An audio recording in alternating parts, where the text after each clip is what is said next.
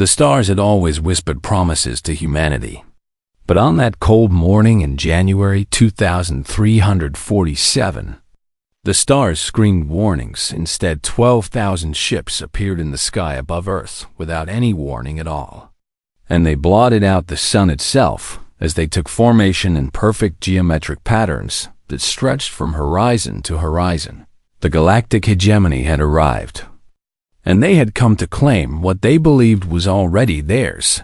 High Commander Kethris stood at the observation deck of his flagship, the Eternal Dominion, and watched the blue planet rotate slowly beneath him as his mandibles clicked in what his species called anticipation. He had conquered 47 worlds in his career, and each one had followed the same pattern that his ancestors had perfected over 10,000 years of galactic expansion.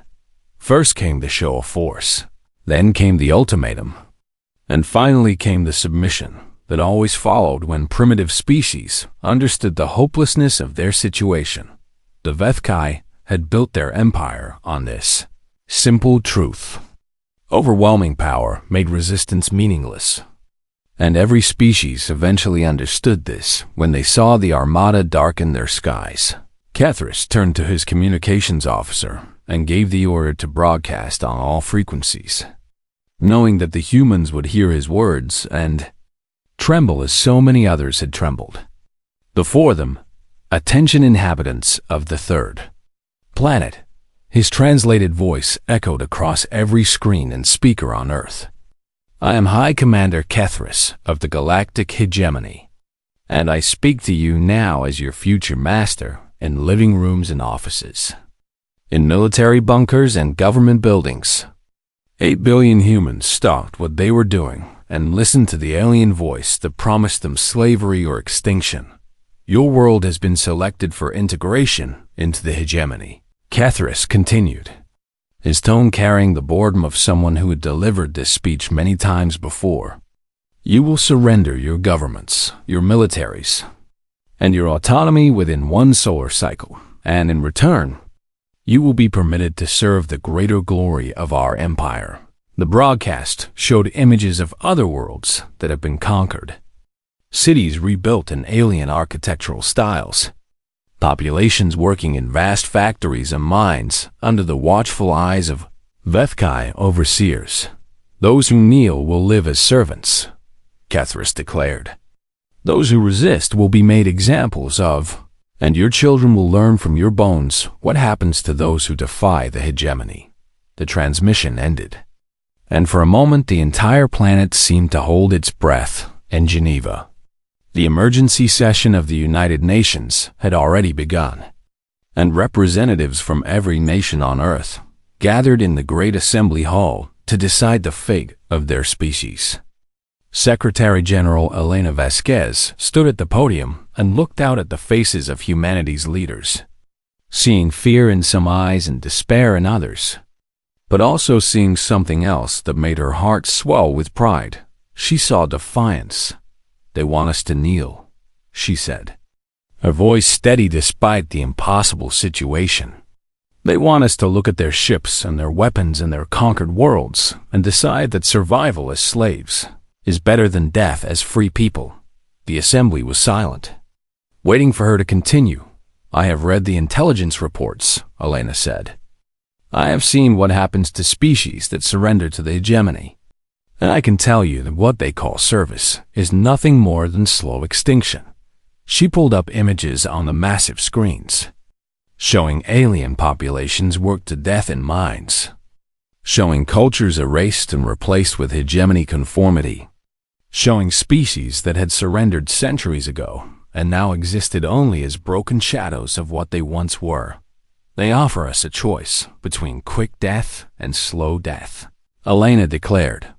But I say there's a third option that they have not considered. General Marcus Chun of the United Earth Defense Force stepped forward and stood beside the Secretary General, his weathered face showing the calm confidence of a man who had faced impossible odds before. For 300 years, humanity has been preparing for this moment, he said. Not because we knew the hegemony was coming, but because we knew that something would come eventually and we refused to be caught unprepared. He outlined the defenses that humanity had built in secret. The underground cities that could shelter billions, the weapons platforms hidden in asteroids, the contingency plans that generations of military minds had refined and improved. We are not a species that surrenders, Chum said. We are a species that survives, and we have survived ice ages and plagues and world wars and every catastrophe that the universe has thrown at us. The assembly began to murmur with something that sounded almost like hope. Elena Vasquez raised her hand for silence and then spoke the words that would echo across the galaxy for centuries to come. Prepare a response to the hegemony, she ordered. Tell them that humanity has heard their ultimatum and considered their offer very carefully. She paused and looked up at the ceiling as if she could see through it to the alien armada waiting above. Tell them that we do not kneel, she said. Tell them that we never have and we never will. And tell them that if they want our world, they will have to take it from our cold, dead hands. The response was transmitted to the hegemony flagship, and Kethris received it with a mixture of amusement and irritation. Defiance, he said to his officers. How refreshing and how utterly predictable. He gave the order to begin the bombardment, confident that a few days of orbital strikes would convince the humans to reconsider their foolish bravado as the first plasma beams lanced down toward Earth's surface. Kethris settled into his command chair and prepared to watch. Another primitive species learned the cost of resistance. He did not know that he was about to become the most famous failure in hegemony history. He did not know that the humans had been waiting for this moment, that their defiance was not the desperate bluster of a doomed species, but the calculated response of a civilization that had been planning for war since before it reached the stars. He did not know that in bunkers and shelters across the planet, 8 billion humans were looking up at the alien fire raining from the sky and feeling not fear but fury. And he certainly did not know that in the decades to come, his name would become a cautionary tale told to young hegemony officers. A reminder of what happened when you underestimated a species that had spent its entire existence learning how to fight.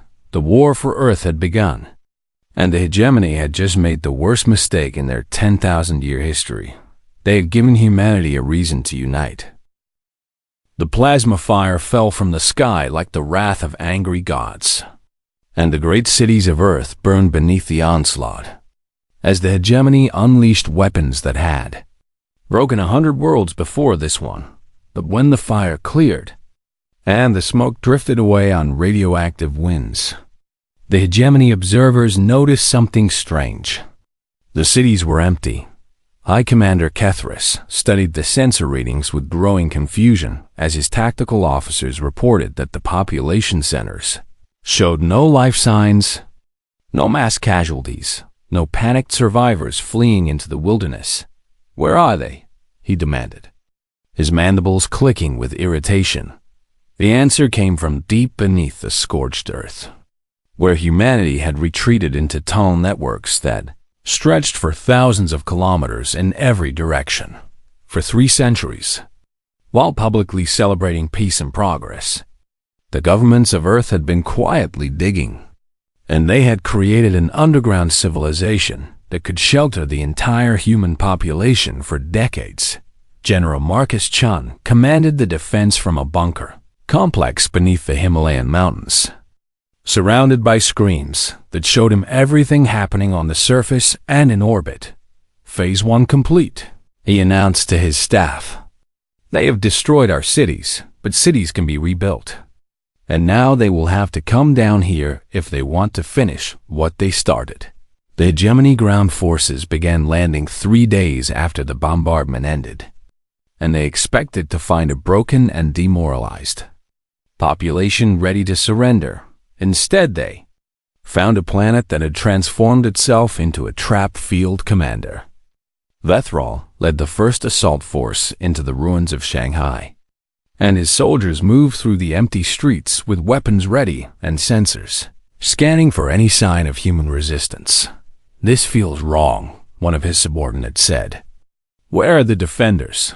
The answer came seconds later when the building beside them exploded outward in a storm of concrete and steel, and human soldiers poured from hidden passages that the hegemony sensors had completely failed to detect. The battle lasted 4 hours, and when it ended, Vethrol had lost 600 of his 1,000 soldiers. He retreated to his landing craft and sent a message to the fleet that no hegemony commander had ever sent before, requesting immediate reinforcement. He reported, "Enemy resistance far exceeds projected parameters across the planet." Similar scenes played out as hegemony forces discovered that humanity had spent its entire existence preparing for exactly this kind of war. Every city had been rigged with explosives and traps that turned familiar streets into kill zones where alien soldiers died by the hundreds. Underground tunnels allowed human fighters to appear anywhere and disappear just as quickly, striking hard and then melting away before the hegemony could bring their superior firepower to bear. And everywhere the aliens went, they found that the humans were not fighting like a conquered people should fight. They fought like predators, defending their territory with a ferocity and cunning that the hegemony had never encountered in any of their previous campaigns. Kethris demanded reports from every theater of operation, and the pattern that emerged troubled him deeply. "They are not breaking," his intelligence officer said. "Our psychological models predicted that sustained pressure would cause their resistance to fragment within weeks. But instead, they seem to be growing more coordinated." The High Commander studied the tactical displays and saw something that made his ichor run cold.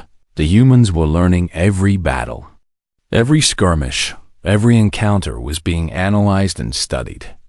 And the humans were adapting their tactics in real time to counter hegemony strategies. Weapons that worked in the first week became useless by the third as human engineers reverse-engineered captured technology and developed countermeasures. Formations that had crushed resistance on other worlds found themselves walking into ambushes that seemed designed specifically to exploit their weaknesses. "They're not reacting to us," Kethris realized. "They are studying us like we are specimens in a laboratory." He was right deep in the bunker network. Teams of scientists worked around the clock to analyze everything about the hegemony invaders.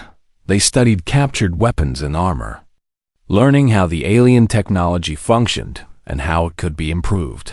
They studied battle recordings to understand hegemony tactics and psychology, identifying patterns that could be exploited. They studied the aliens themselves, both living prisoners and dead specimens, learning about their biology and their society and their culture. "They think they are the conquerors," Dr. Sarah Kim told General Chun as she presented her latest findings. "But they have never faced a species like us before." She pulled up images comparing human and hegemony history. The Vethkai evolved on a peaceful world where they were the apex predators from the beginning, she explained.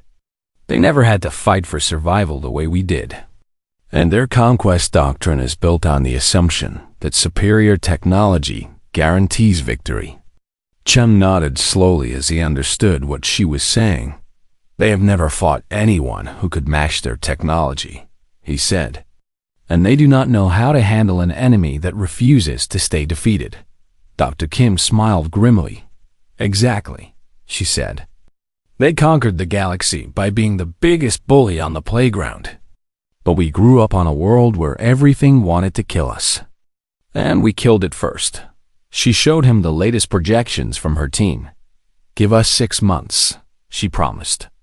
6 months, and we will not just be matching their technology. We will be surpassing it." On the surface, the hegemony continued their campaign, throwing more soldiers and more resources at the human resistance with increasing desperation. But beneath the earth, humanity was preparing for the next phase of the war. They were not just surviving anymore. They were getting ready to fight back High Commander. Kethris sensed this change in the nature of the conflict. Though he could not yet understand what it meant, something is different. He told his senior staff, the humans are not fighting to resist. They are fighting to buy time. His tactical officer suggested that perhaps the humans were hoping for rescue from some unknown ally. But Kethris dismissed this theory. No, he said. They are not waiting for rescue. They are waiting for something else. He stared at the planet rotating below him and felt something he had never experienced in his long career of conquest. He felt doubt. What are you planning? He whispered to the defiant world. What are you building down there in the dark? The answer would come soon enough, and when it did, it would shake the foundations of the galactic hegemony, because humanity was not just building weapons. They were building an army, and they were very nearly ready to use it. 6 months had passed since the invasion began, and the galactic hegemony controlled absolutely nothing on Earth except the ground directly. Beneath their soldiers' feet, High Commander Kethris stood in his war room and stared at the strategic display with a mixture of exhaustion and disbelief. Watching the red markers that represented human resistance spread across the planet like an infection that refused to die. This is impossible, his senior tactical officer said. We have deployed forces sufficient to pacify 12 worlds. And yet these primitives continue to resist. Kethris said nothing because he had no explanation to offer. Every doctrine, every strategy, every technique that the hegemony had refined over 10,000 years of conquest had failed. Against this single stubborn species, he had tried overwhelming force. But the humans simply retreated underground and waited for the bombardment to end before emerging to strike again. He had tried targeted strikes against leadership. But the humans operated in decentralized cells that continued fighting even when their commanders were killed. He had tried psychological warfare, broadcasting images of hegemony power and demanding surrender. But the humans had responded by broadcasting their own images of successful ambush and captured equipment. Nothing worked, and the cost was becoming unbearable. We have lost 40,000 soldiers, his logistics officer reported.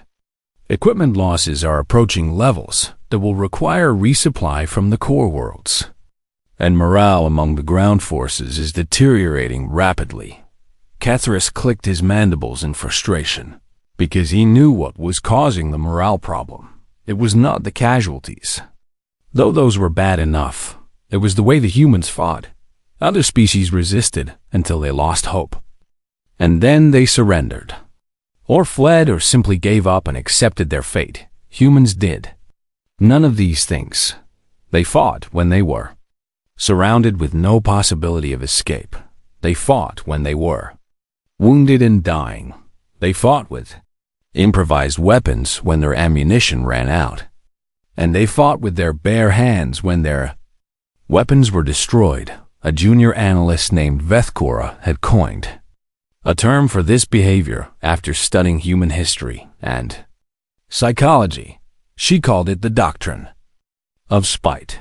They do not fight to win, she had explained in her report.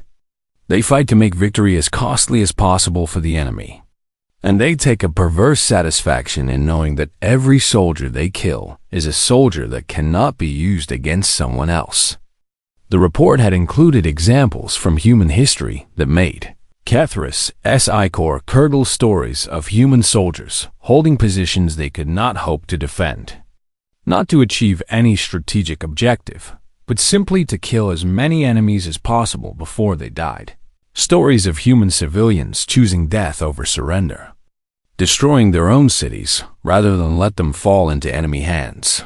Stories of resistance movements that continued fighting for decades after their cause was officially lost, motivated by nothing more than pure defiance. This is not rational behavior, Vethkora had concluded. By any logical analysis, the humans should have surrendered months ago. But they seemed to value the act of resistance itself, as much as they value any potential victory. Kethris had dismissed the report at first, but now he was beginning to understand what it meant. The humans were not trying to defeat the hegemony. They were trying to make the hegemony regret ever coming to Earth. And they were succeeding every day. Brought new reports of ambush and raids, of supply convoys destroyed and outposts overrun, of soldiers who had survived a dozen campaigns on other worlds being killed by improvised explosives or sniper fire or close quarters combat in dark tunnels. The hegemony was bleeding, and the wound would not close. But the truly frightening thing was not the casualties. It was the reports from the intelligence division about what the humans were doing with their time underground. They have completely reverse engineered our plasma weapons, the chief scientist reported.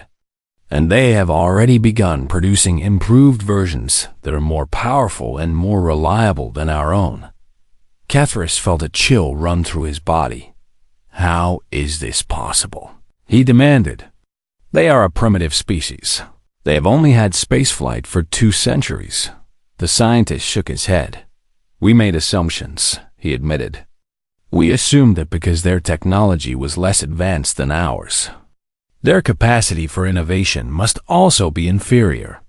But this assumption was incorrect. He pulled up data showing the rate of human technological advancement over the past 6 months. They learn faster than any species we have ever encountered, he said. And they do not just copy our technology, they improve it. They combine it with their own innovations in ways we never anticipated. The graph showed an exponential curve that made the implications clear. If this trend continues, the scientist warned, they will surpass our technological level within 2 years. Kethris stared at the projection and felt something he had not experienced since. He was a young officer facing his first battle. He felt fear. We need reinforcements, he said. We need to crush this resistance before they become too strong to contain. His communications officer hesitated before responding. High Commander, she said. The Supreme Council has already received your previous requests for additional forces, and they have expressed concerns about the resources being devoted to what was supposed to be a simple pacification campaign. Kethris understood what she was saying. The hegemony had a vast empire to maintain, and there were limits to what they could commit to a single troublesome world. But if they did not commit more forces now, it might already be too late deep beneath the surface of Earth. General Chung received his daily briefing from the resistance leadership and allowed himself a small smile of satisfaction. They are rattled, he observed. Their casualty reports show increasing desperation, and our intelligence indicates that their commander is requesting reinforcements that may not be coming. Darkim nodded from her seat at the table. Our production facilities are now operating at full capacity, she reported. We will begin deploying our new hybrid weapons within the month, and the first ships of our space fleet will be ready for launch within 6 weeks. The other officers exchanged glances of barely contained excitement. For 6 months, they had fought a defensive war, hiding underground and striking from the shadows. Soon they would be ready to take the war to the enemy. Chun looked around the table at the faces of the men and women who had kept humanity alive through the darkest days it have ever known. Tell the troops to hold the line a little longer, he ordered. And tell them that when we finally strike back, the hegemony will learn what it truly means to make an enemy of humanity. The message spread through the tunnel networks, from bunker to bunker and cell to cell, and everywhere it reached, human fighters received it with grim determination. They had survived the bombardment, they had survived the invasion, and now they were going to make the hegemony pay for every drop of human blood that had been spilled. The doctrine of spite had kept them alive. Now it would carry them to the stars. The first human warship rose from the scorched earth of the Nevada desert on a pillar of blue-white flame that lit up the of the Nevada desert on a pillar of blue-white flame that lit up a blue-white flame that lit up the Nineveh the night sky like a second sun. High Commander Kethris watched the sensor feed from his flagship with a growing sense of dread as more ships followed, emerging from hidden launch facilities that his intelligence division had completely failed to detect. "How many?" he demanded. His tactical officer's voice trembled as he answered, 47 ships and counting. "High Commander, and they are not using chemical rockets. They have adapted our own drive technology." Kethris gripped the arms of his command chair as the implications sank into his mind. For a year, he had been fighting a ground war against an enemy that refused to die. And now that enemy had built a space fleet seemingly from nothing. The lead human ship was massive, larger than anything the hegemony had expected from a species that had possessed only primitive spacecraft before the invasion. It was ugly by hegemony standards. All harsh angles and exposed weapon systems, built for function rather than elegance, but it radiated power in a way that made Kethris' subordinates shift nervously at their stations. A communication came through on all frequencies, and a human face appeared on the main display. Admiral Yuki Tanaka looked at the alien commander with eyes that held no fear, only cold determination. "This is the United Earth ship Defiance," she announced, "flagship of the First Solar Fleet. And I am speaking to the hegemony forces occupying our home." She paused to let her words sink in. "For 1 year, you have burned our cities and killed our people, and demanded that we kneel," she continued. "And for 1 year we have refused." Her expression hardened into something that made even the veteran hegemony officers uncomfortable. "Now it is our turn." The human fleet accelerated toward the hegemony armada with a speed that should have been impossible for ships of their size. And Kethris realized that the humans had not simply copied hegemony technology, they had improved it. "All ships engage," he ordered, trying to keep the uncertainty out of his voice. "We outnumber them 3-1. Standard formation Delta." The hegemony fleet moved with the precision of a force that had dominated space combat for millennia, forming into the classic configuration that had crushed every enemy they had ever faced. The humans responded by doing something completely unexpected. Instead of forming a defensive line or attempting to retreat, they split into 3 groups and accelerated directly into the heart of the hegemony formation. "What are they doing?" Kethris demanded. "This is suicide." But it was not suicide. It was a trap. The human ships opened fire at point-blank range with weapons that punched through hegemony shields like they were made of paper. And the elegant alien warships began to die in explosions of plasma and debris. At the same time, the chaotic human formation made it almost impossible for the hegemony ships to target them without hitting each other. Kethris watched in horror as his carefully ordered fleet dissolved into a confused melee where human aggression and adaptability counted for more than hegemony numbers and experience. "They are not fighting by any doctrine we recognize," his tactical officer reported with panic in his voice.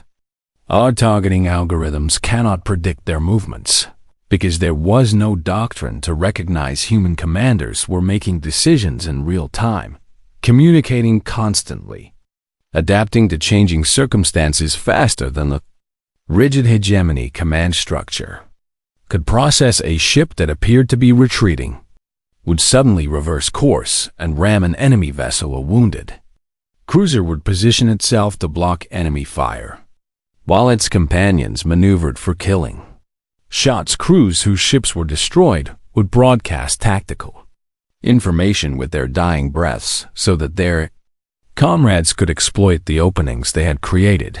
It was chaos, but it was controlled chaos, and the humans rode it like a wave while the hegemony drowned in it. The Battle of Earth orbit lasted 6 hours, and when it ended, the hegemony had lost 112 ships. Humanity had lost 23. Kethris retreated with what remained of his fleet to a defensive position near Mars. And for the first time in the history of the galactic hegemony, a conquered species had driven their conquerors from their home world. Admiral Tanaka stood on the bridge of the Defiance and watched the alien ships flee, and she allowed herself a moment of grim satisfaction before turning to face her crew. "This is not over," she reminded them. "They will be back with more ships and more soldiers, and we need to be ready." But even as she said the words, she knew that something fundamental had changed. Humanity was no longer prey. They had tasted victory, and they had learned something important in that taste they could win over the following months. The human fleet grew stronger as more ships launched from hidden facilities and joined the defensive. Earth-captured hegemony vessels were studied and improved. Their technology integrated into human designs that became more deadly with each iteration, and humanity began to do something that the hegemony had never anticipated. They went on the offensive. Raiding parties struck at hegemony supply lines, capturing cargo ships and destroying military convoys that were meant to reinforce the occupation fleet. Human ships appeared in systems that the hegemony had considered completely secure, hitting orbital facilities and retreating before reinforcements could arrive. Intelligence operatives made contact with other species that the hegemony had conquered, spreading a message that terrified the alien rulers. You do not have to kneel either. The subjugated races of the hegemony had long since given up hope of freedom. But now they watched the news feeds showing human victories, and they began to remember what defiance felt like. Whispers spread through slave quarters and work camps, whispers of a species that had refused to submit and had driven the masters back. The hegemony was not invincible. They could be beaten, they could be broken, and if humanity could do it, perhaps others could too. Kethris sent increasingly desperate reports to the Supreme Council, warning them that the situation was spiraling out of control. "This is no longer a pacification campaign," he wrote. "This is a war for the survival of the hegemony itself. And if we do not crush the humans now, while we still have the advantage, they will not stop until they have dismantled everything we have built." The council received his warnings and debated their response. But they were slow to act because they could not truly believe that a single primitive species posed an existential threat to an empire that had stood for 10,000 years. By the time they understood the danger, it was already too late. The tide had turned, and humanity was rising. The Council of Hierarchs had not convened in 300 years, and the ancient chamber deep within the hegemony homeworld had gathered dust in that time as the empire ran itself through established procedures and protocols. But established procedures were not working. Any more. Supreme Hierarch Vethsel looked around the circular table at the rulers of the 5 founding species of the galactic hegemony and saw something that their subjects were never meant to see. He saw fear. "You have all received the reports," he began. 3 years ago, we sent an armada to conquer a primitive world called Earth. And today, that armada no longer exists." The statement hung in the air like a death sentence. "The humans have not only driven us from their system," Vethsal continued, "they have begun liberating worlds that we conquered centuries ago. And the slave populations are rising up to join them." Hierarch Drencall of the Malenti clicked his tongue in the gesture his species used to express disbelief. "How is this possible?" he demanded. They were a single-planet civilization with no experience of galactic warfare. They should have been crushed within weeks. Vethsal activated the display at the center of the table and showed them the data that his analysts had compiled over the past 3 years.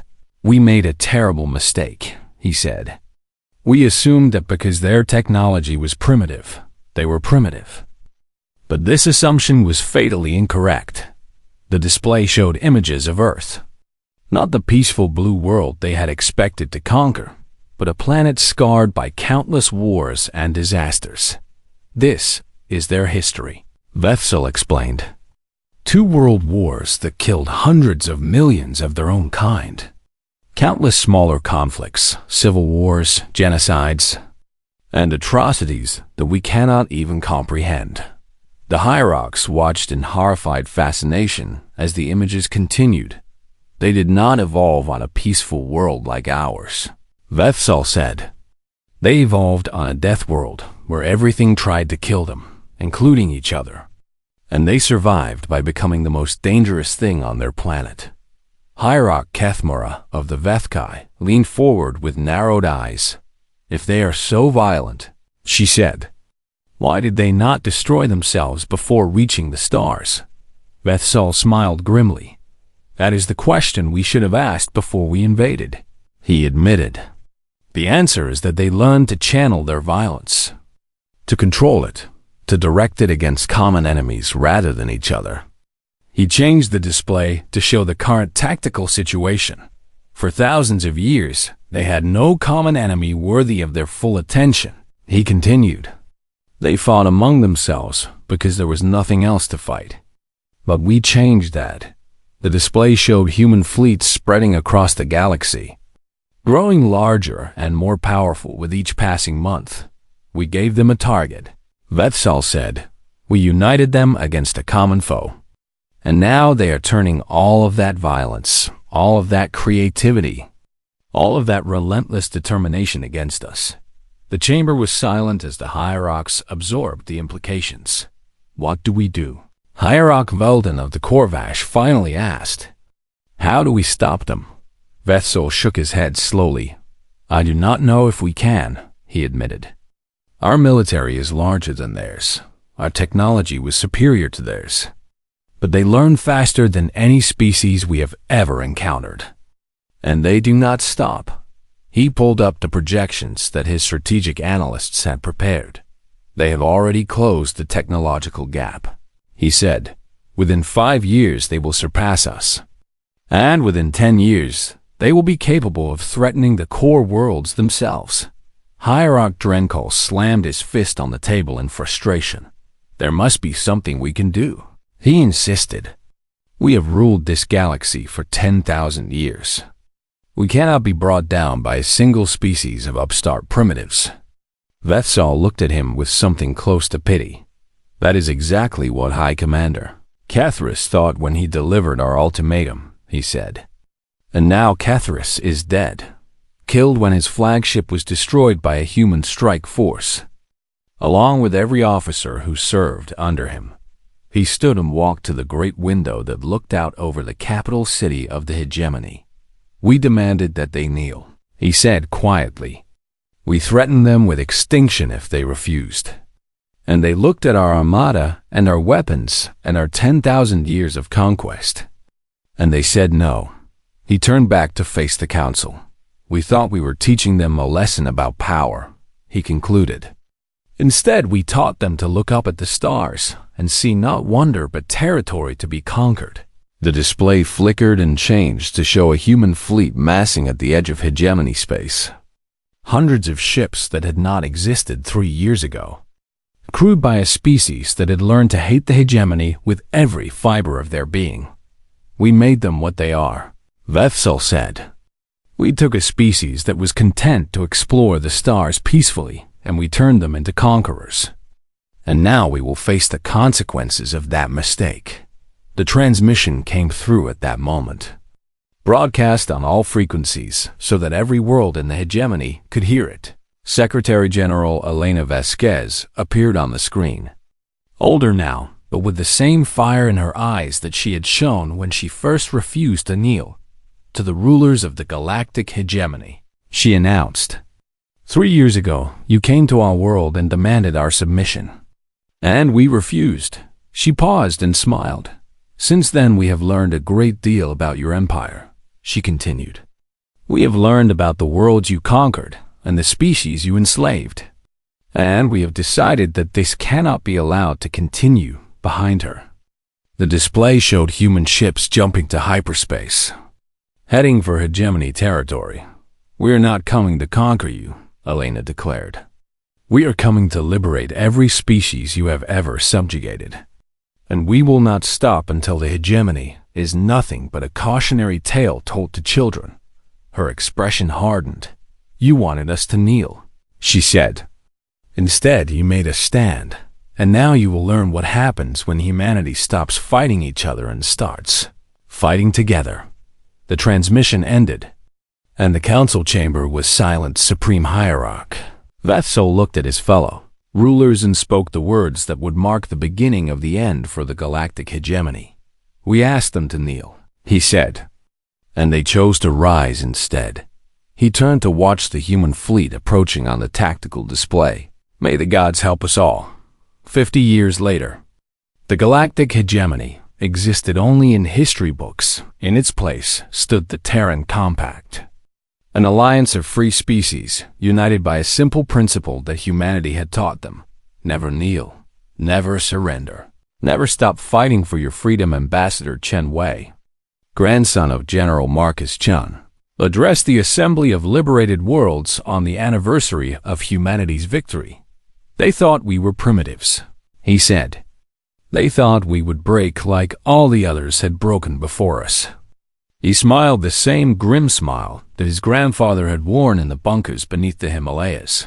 They did not understand that humanity was forged in fire, tempered by struggle, and made strong by never giving up no matter how impossible the odds. He looked out at the representatives of 100 species who now stood as equals because humanity had shown them that freedom was worth fighting. For the hegemony made a terrible mistake when they came to Earth, he concluded. They thought they were conquering a world. His voice rang out across the chamber. Instead, they awakened an empire, and across the galaxy, in every corner of space where free beings looked up at the stars. The story was told and retold of the day when humanity refused to kneel, and the universe learned to respect them for it.